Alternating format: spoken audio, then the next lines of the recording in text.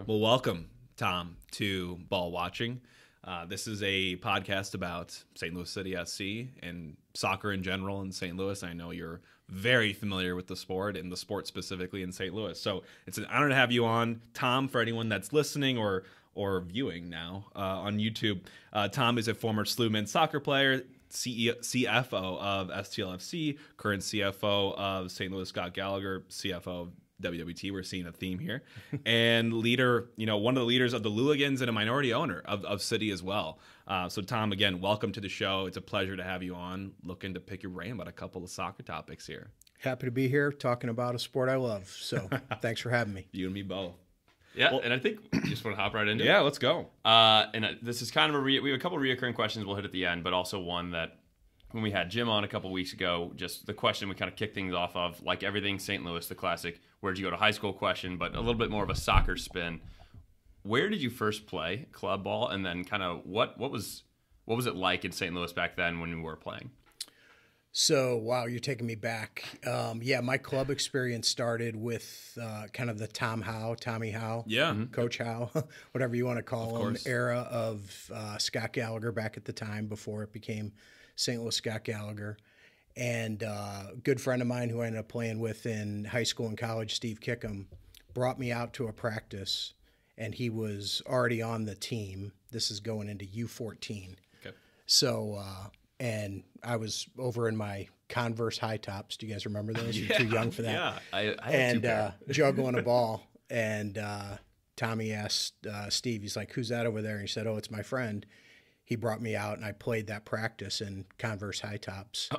And literally the rest is kind of history. He offered me a spot on the team, a couple training sessions later. So Gallagher U14 was my first experience with club soccer. And then went to Rosary, and then on to St. Louis University for college. So. Oh my God, that story! I'd never heard that before. So starting in the Converse high tops, that was Benny from Sandlot, or not yes. Benny? That's an awesome story. So were you a juggler? Like were you a really good juggler? Like, what do you think caught their eye? Like, this kid just loves the game. He's playing in his sneakers. Like... I think, yeah. I wish it was that. I wish the talent was that obvious, but I think he just saw me over by myself. Oh, that's amazing! Kicking Let's a ball. Just get the kid in here. Yeah. He looks lonely out there. And ended up doing okay. So, that's amazing. Yeah. So going from high top Converse now into more organized club ball, and then on to Rosary and on to SLU. What was the position and what kind of style of play did you have? So let's see. So first of all, I was mostly a midfielder kind of growing up, if you count grade school soccer, and then switched to either midfield or wing back in high school. Kind of played both positions. Style of play was, Tommy Howe, possession, 1 and 2 touch, keep your head up, keep the ball moving. Mm-hmm. That's how I grew up, kind of learning the game from that era. And then I had John Mormon in high school, who's still coaching at Priory these days, and he is very possession oriented, a little bit more direct, but possession oriented as well. So most of the kind of foundational years, if you think about 8th grade through senior year, was spent between club ball and Rosary. And in that possession, tight spaces, how do you get out of tight spaces, and possess the ball kind of style of play. So that's how I grew up. And then when you moved on to SLU, what was the kind of playing style there? I think it was back in the 40s. Wow, we're gonna end this right. We're gonna end this podcast right now, young man. So that was 85 was my freshman year. So I played for Joe Clark. Tom Howe was an assistant my first year, and Val Palazzaro was there, of course. So still possessing, a little bit more high pressure in terms of pressing up the field, and a lot of attacking from the wings, wing backs getting involved. Jim, talks a lot about that when people drag him back in terms of his history and getting forward. So that was the style. I started out at wing back my freshman year, played 7 games there, and then moved to, you guys won't remember the sweeper back when the sweeper was played. Sweeper, Jim carried that forward with me as well. I was a sweeper for Jim. You were a sweeper for a little while? Yeah.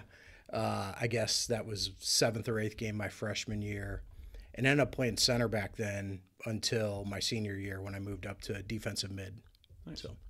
And so you mentioned Jim there. So what was the overlap with Jim at SLU? So Jim was a senior when I was a freshman, so I played just one season with Jim. Got it. And then your dad, Joe, was a junior when I was a freshman, so I played 2 with Joe. Do you ever get sick of these guys? I mean, you've been with them forever. Absolutely. Absolutely.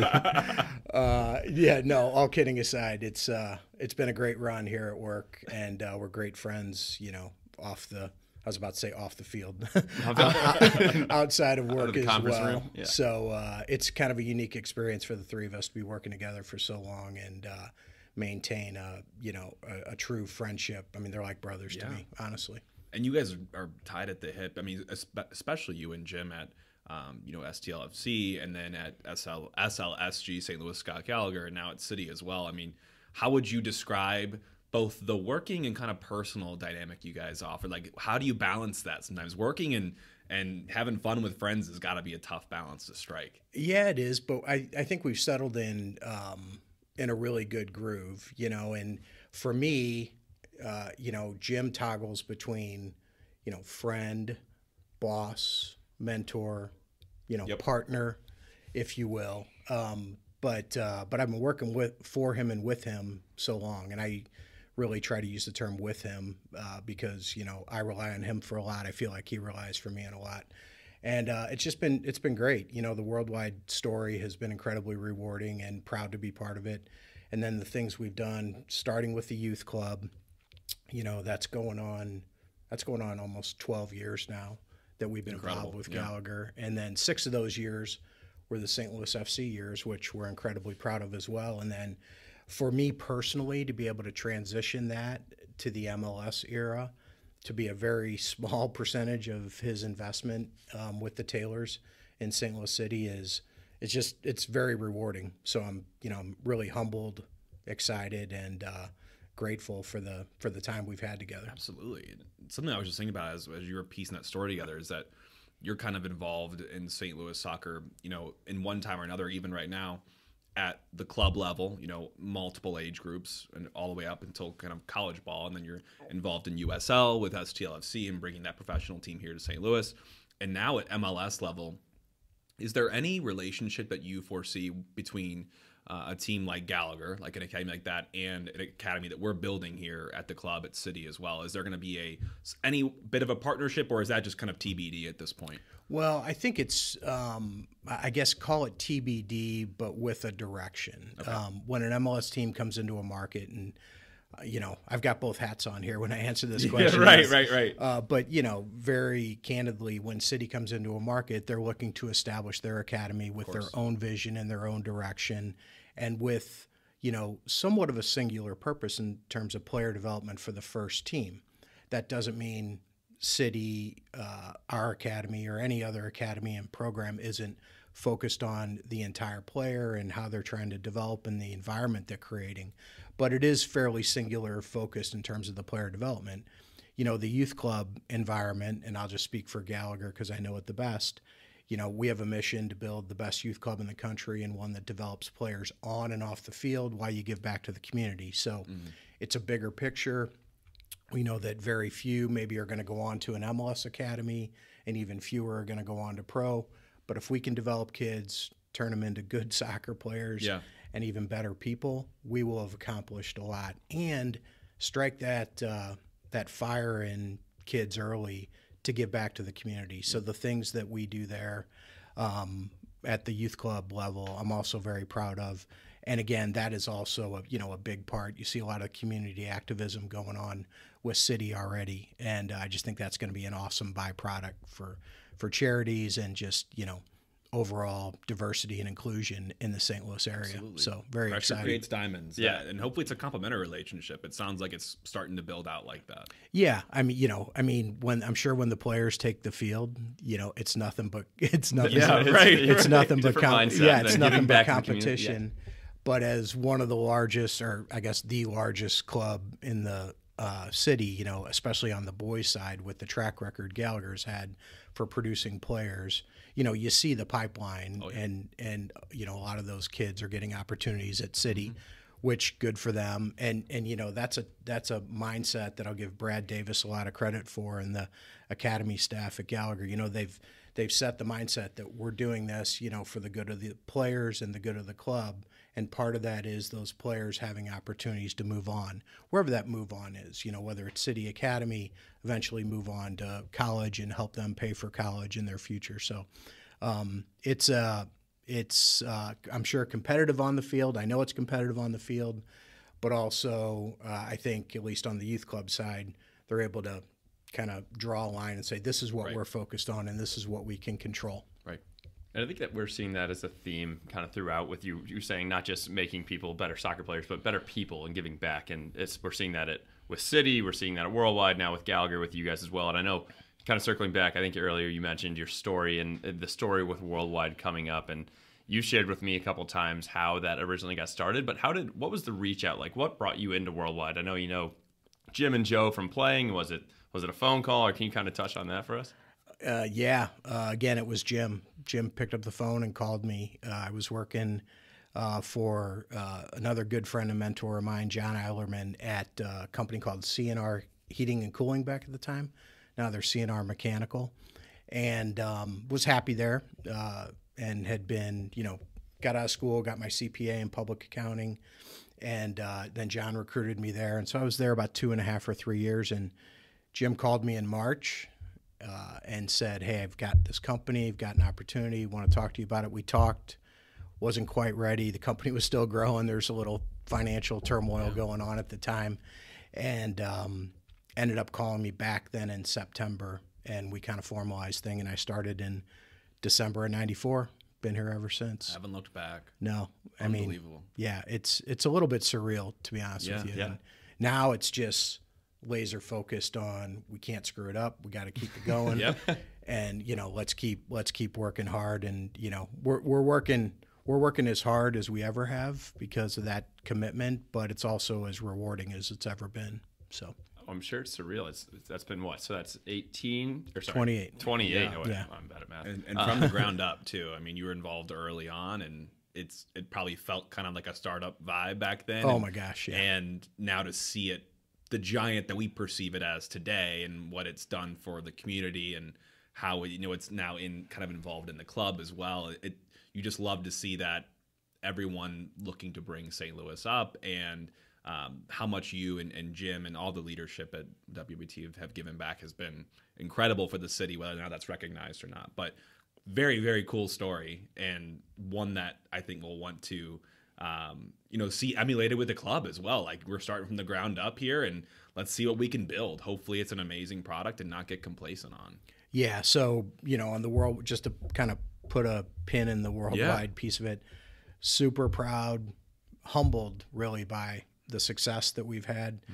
And also, as I mentioned, just focused on keeping it going. And then when I think about what we're building at City, and, under Carolyn and in partnership with the Taylors and their lead on this investment, it is very similar. It's, for the good of the community and the good of the game. Of course, we want to win, and we're going to build as competitive a team as possible. And it's really interesting and exciting to see the City 2 team doing as well as they are so far this season.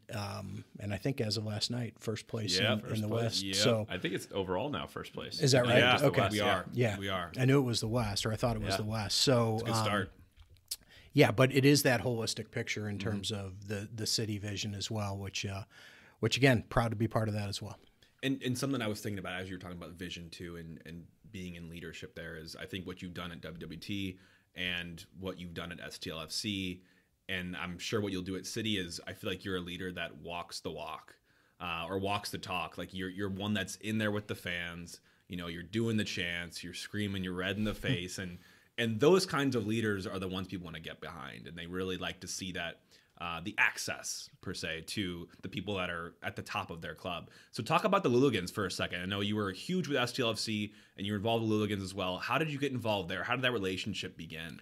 So, very organically. And I know that's a popular word when you talk supporters groups, but it's authentic when it comes to how that relationship evolved. I didn't know the Luligans or much about them at all before we started St. Louis FC. I'll give Jeremy Allenbaugh, who was our first GM at St. Louis St. Louis FC. Get these acronyms. I know it is crossing over quite a bit. A ton of credit here because he was certainly aware of the importance of a supporters group and the environment that can create. And he reached out to Mitch and Brad and the leaders of the Louligans. In your intro, you called me a leader of the Louligans. I would say I am a Louligan. They have very strong leadership over their 12 years. And I'm, and kind of back to your original question there, I view it as I'm a fan.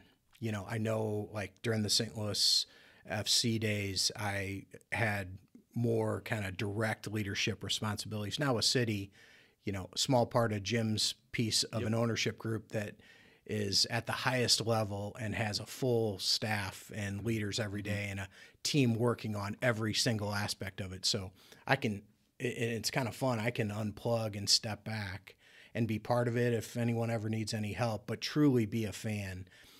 With St. Louis FC, I was both, Jim and I were both, more involved with the day-to-day, but also when it came to game day, I was a fan. And then, so the relationship with the Louligans evolved exactly that way. I didn't want to be just sitting in my nice seats. Those were nice. I enjoyed them at the soccer park, but all the fun was happening over in the corner. And so I found myself, pre-gaming down at the tailgate party and the occasional march into the match with the group. And then certainly at least one time a game going over and watching, whether it was a half or, 30 minutes, and having a couple beers and just being with the supporters, because that's what I am at heart. I'm a supporter and a fan of the game. So it evolved very organically that way year after year.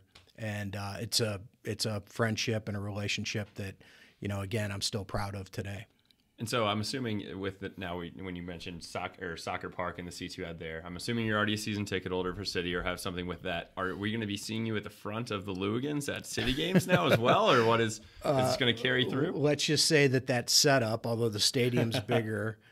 I think you could expect similar activity from me in that I'm going to have decent seats, very decent seats, and I'm still going to want to get over to the north wall, whatever they're going to end up calling that collective group of supporters, and spend some time over there as well, because it's going to be fun. I mean, I can't imagine when that's holding 3,000 plus standing supporters. It's going to be amazing. It looks like they just finished it out where they have the seats now, but it has those bars so that it can stand the entire time. Safe standing. You just take the break, but it's going to be so exciting. I'm pumped. Yeah, I think the seats are actually I don't know if it's a FIFA or U.S. soccer requirement, but to hold events, certain events, but they fold up. So it'll be completely safe. That's why. So you see the seats in there, but those fold up, so it'll be safe standing for sure. Yeah. Oh my God, no, that's going to be surreal. And while we're on the STLFC topic, we did get from an insider that you might have an alter ego floating around out there that goes by the name of Fred. We cannot speak to the entire story yet, as we've only heard part, but do you care to explain to the folks who Fred is? Oh yeah, and how he relates to Tom? Sure, I guess I'll try to do this without embarrassing myself a little bit. So this is another Louligan story.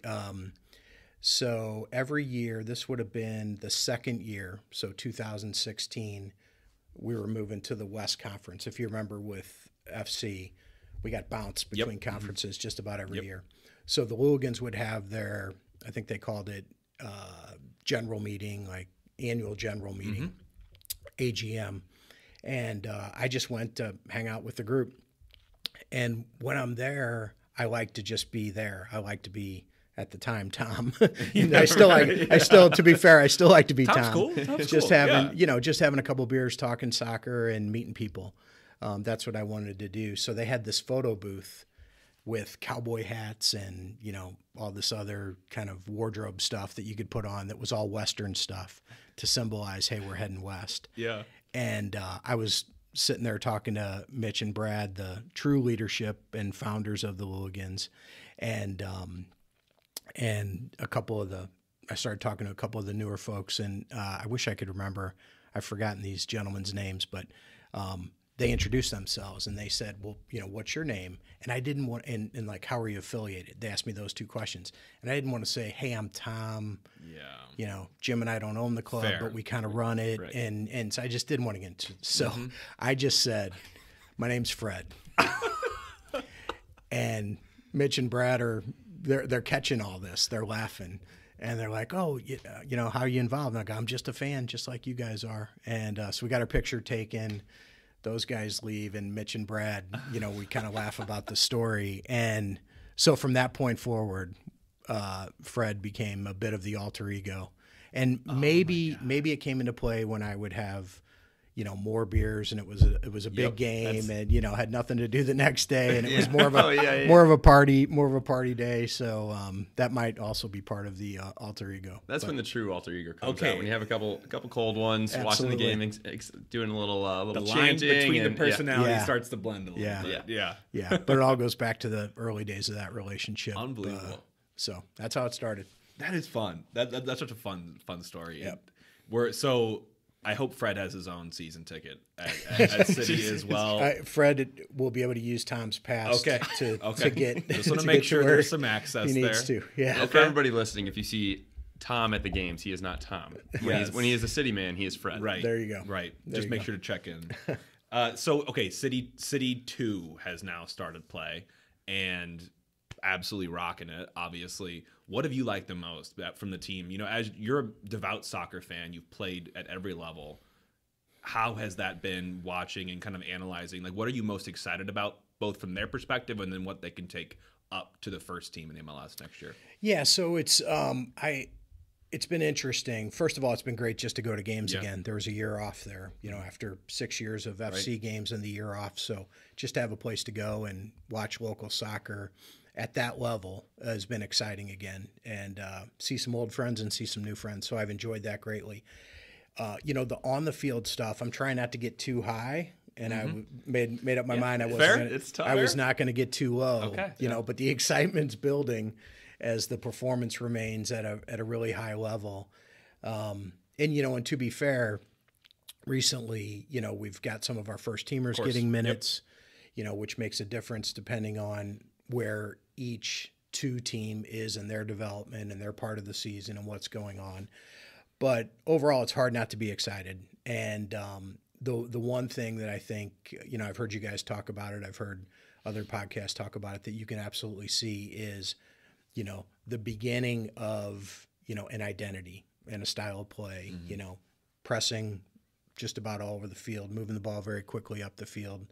And that's fun to see. And it's evolving into scoring a lot of goals, giving up more than I'm used to and comfortable with, frankly. Yeah. But, I don't expect when we transition to MLS, it's going to be 6-3 games or 5-3, all the time. Right. There may be an outlier or so, but anyway, it's been fun and it's exciting, but not too high and not too low. Who have you been most excited to see so far? Is there anyone that sticks out? I guess it could be first teamers or City 2 players that have been like, wow, this kid's good. Yeah, well, so kind of a range of thoughts there. So my son, Shane, grew up playing with AJ Palazzolo. Okay. So, friend of the pod. Seeing a local guy out there, and he played that last year at SLU, and I've known him since he was 7, know his parents great, so super proud to see AJ out there competing. Awesome. Yeah. And just keeps, he's just steady at every level he's ever played. Not just steady, he performs at every level. Yeah. So that part's been exciting. Outside of that, I don't really have like one moment. I'll tell you, I was at that first game that the goalies escaped me. Burkle. Yeah. Berkey. Yes. Sorry. Yes. Burkle. Oh, we saw you there. Yes. Played. Just seeing him come off his line. Yeah. Is quick. Like that was like that first time he came off his line, I was like, whoa. Yeah. That's that style that they're pushing. I know he learned that at Dortmund as well, but I mean that's a massive piece, and when we're pressing so high, there's gonna be some balls that get through, and he's right there. Yeah. So that was like a wow, you can tell this guy's different and that level of experience. But anyway, I'm generally excited about just the overall direction and where we're going, and can't wait till 23. Oh my God.